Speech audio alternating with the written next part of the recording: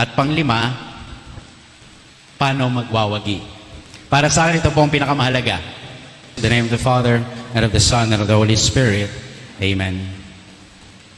Heavenly Father, we thank you for gathering us this evening.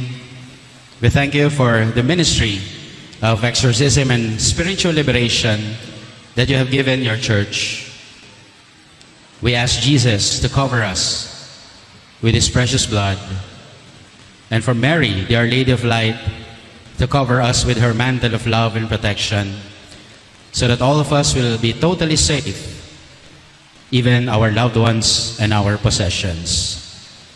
We ask Saint Joseph to protect us, Saint Joseph, the terror of demons, to be with us, and may the archangels Michael, Gabriel, and Raphael defend us always from the evil one. Let us pray a prayer to our guardian angels.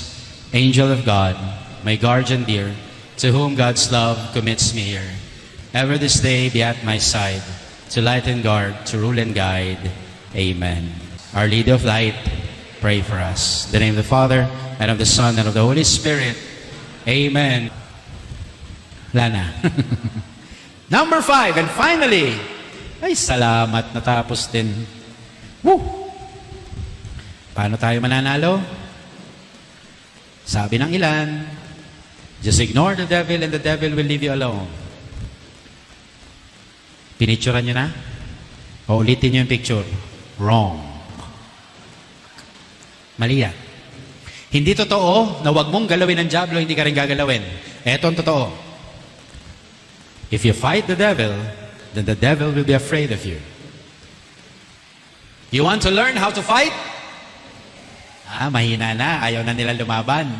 You want to learn how to fight? Kasi po, nandito na rin lang kayo. This is what I promise you. Are you listening? This is what I promise you. Dahil nakinig kayo sa akin ngayon, and this will make you happy. After this, you are all targets of the devil. Yes. Be proud. Be proud. Sapagkat ang ginagambala ng diablo ay mga taong sa Diyos. Kapag ikay sa diablo na, hindi ka nagagambalain. Hindi ka na target. Bakit ka pa tatargetin? Sa kanya ka na. Pero kung sa Diyos ka, target ka talaga. Ngayon, natuto ka pa, lumaban ka. Fight for the people at home. Ikaw yung umatende, pasensya ka. In-invite ako pasensya kayo. Handa na kayong lumaban. Tama? So we must have our weapons. I'll give you the swords. Okay? Kanina binanggit ko na yung shield Ano? Simple lang, di ba? Dasal, kumpisal, mabuting asal, misa, komunyon. Shield nyo yun. Okay? Pero ito naman yung swords. At mamaya, bebless natin ang mga sacramentals nyo. Letter S, salt. Ito po ang mga bibigay ko, mga approve lang ng simbahan, ha? Wag kayo magdadagdag ng kung ano pa man. Wala ritong bawang tsaka buntot page, ha? Mga kasiraan na naman ang ulo yan. Kapapanood ninyo ng shake, rattle, and roll yan. Exercise blessed salt. Paano ginagamit? Sa bahay. Sprinkle nyo sa corners. Sa ilalim ng kama, pwede. Pag binabangungot yung tao, pwede. Kapag ikaw binabangungot minsan, kumurot ka ng kaunti, kainin mo. Pag matindi yung panaginip mo, 3 kilo, kainin mo. Di naman. Kurot lang. Kain. Dasal. Saint Michael, kay Maria, Angel of God. Yan ang mga dasal. Pag may mga nightmares, meron din dyan. Salt. It should be exorcised and blessed. Next, W. Ano yung W? Water. Preferably, tubig na naiinom. Exorcise blessed. How do you use this? Pwede mong sprinkle sa bahay. Pag may bisita, alukin mo. Pag may affliction yan, hindi niya inumin yon. Yeah. May magpapabless ng water? Okay. Ah. Water. Next. Oil. Exercise blessed oil. Okay? Paano ginagamit? Trace the sign of the cross sa mga dingding, bintana, pinto, noo ng mga batang maliliit. Pagpalamura sa dila. Gawin nyo to sa bahay ninyo. Lagyan nyo yung bahay nyo ng salt, water, oil. Sinisiguro ko sa inyo, aalis ang masamang spirito. Makikita mo, nag-i-impake na ang biyanan mo. Hindi, may pupuntahan lang. Kayo naman, masyado naman kayo. Buti na lang, wala akong biyanan. Okay, yun ang oil, ha? R. Relics. Pero hindi lahat pwedeng magkaroon nito, ha? It must be for public veneration. But I, as an exorcist, I requested some priests para mabigyan po ako ng relic for exorcism. And by the grace of God, I was able to acquire a relic of Saint Padre Pio, yung kanyang dugo at tubig na nasa isang cloth. The skin of Saint Anthony of Padua, part of the body of Saint Gemma Galgani, of John Vianney, binigyan po ako ni Bishop Roberto, and the rock that came from the cave of Saint Michael where he appeared. So, ginagamit ko po yon for exorcism. At any rate, kung wala po kayo nito, huwag kayong mag-alala. Okay lang? Huwag kayong kukurot sa biyanan nyo at relic yon. Hindi. D. Ito yung sinasabi ko po, na instead of mga pampaswerte, maglagay sa bahay ng mga devotional images or divine images. Like, an image of a saint.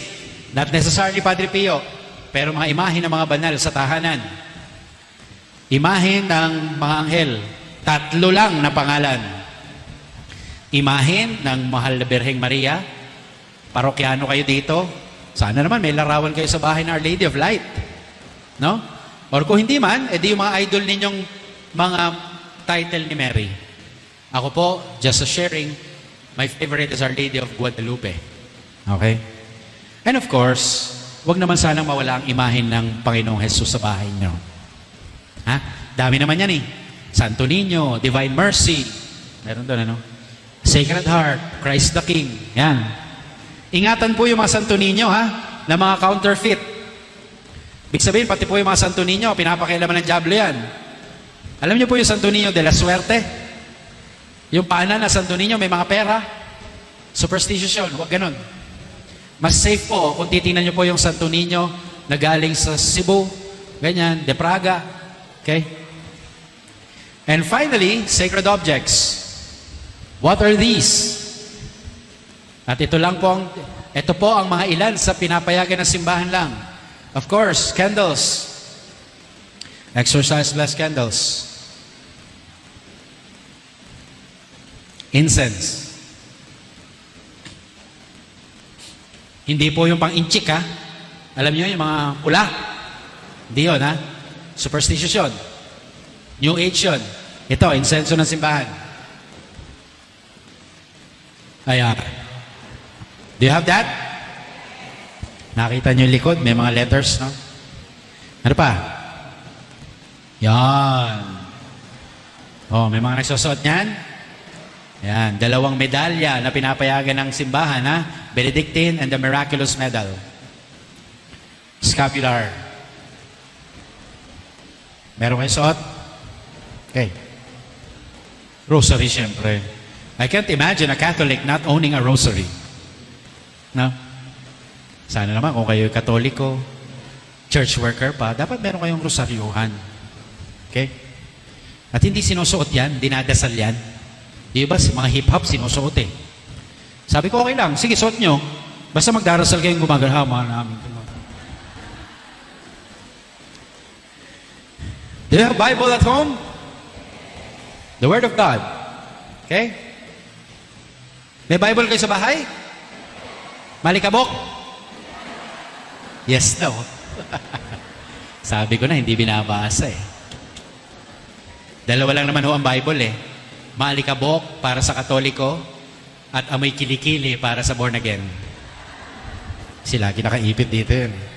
Sa atin, maalikabok. Bell. Ako po, mula nung nag-exorcist 10 years ago, tuwing December 31, pagkagat ng alas 12, after kneeling down before an image of the crucifix, I go around the convent and ring the bell.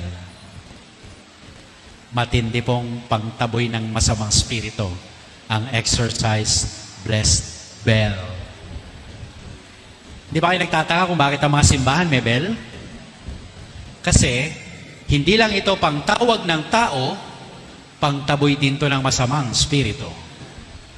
At yun ang prayer sa mga bells, na sa tuwing ito'y tutunog, ang lahat ng mga diablo sa paligid nito ay magkalasan at umalis.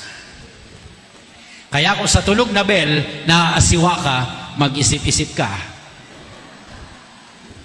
Tumutunog ba bell dito? Yung mga malapit dito, baka nasabi, lakas naman ng bell na yun. Eh, tingnan mo, baka diablo ka. And of course, the crucifix. Wag na wag mawawala sana sa tahanan ng isang Katoliko, Kristiyano, ang crucifix. Alam niyo kung bakit? Sapagkat sa tuwing makikita mo ang crucifix, ito sana ay magpaalala ng iyong halaga. That is your tag price. What do you mean, Father? Di ba yung mga items sa grocery, may tag price yan eh. Ito ang kanyang halaga. Pero ikaw, yung banal na krus, ganyan kakahalaga. Sapagkat isang Diyos ang namatay para sa iyo. That's how precious you are. No? You get that? And so, the mission of every exorcism ministry is only one thing. Ano? Sumikat yung exorcist? Hindi. Ano? Na yung na-possess ay sabihin nating o na-oppress, na-infest, for a time, pumunta lang doon para siya gumaling pansamantala? Hindi. The mission is this: to lead the victim back to God. Not to draw the person to the exorcist, but to lead that person back to God. Kasi, kaya na-afflict, kaya na-infest, kaya na-oppress, kaya na-obsess, kaya na-possess, kasi nawalay ang landas niya sa Diyos. Kailangan bumalik.